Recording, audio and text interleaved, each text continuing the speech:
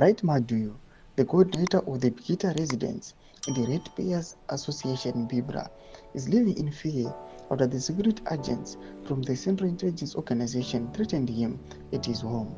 The threat followed his efforts to demand accountability and transparency from the Bikita Rural District Council RDC. Sanamena mashwata kuona kuti aiwa mukomana weBIBRA panapa opens of peace abvunza transparency aiwa ku RDC eBikita noiva subscriber like on the bell kuti pana papinzi.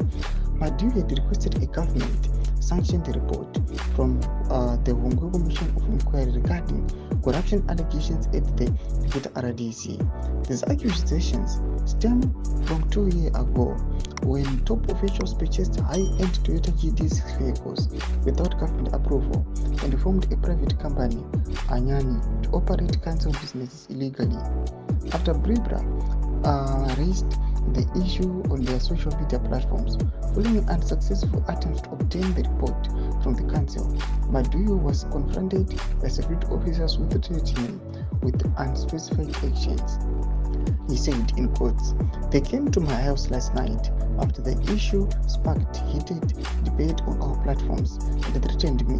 I'm scared and live in fear," said Maduyo.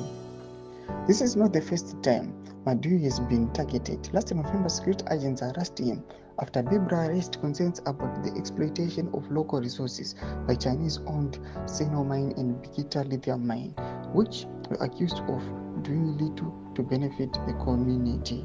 Ndo mashwaruda panapa kunzi aiwa ari kuviolate human rights aiwa ake panapa tiona kuti he is demanding for transparency aida kuzama kustopa corruption panokumana aiwa veku Central Intelligence Organization vakanga vachimuthreatena zvakanyanyisa zvari kutoona kuti iye is now also living in fear.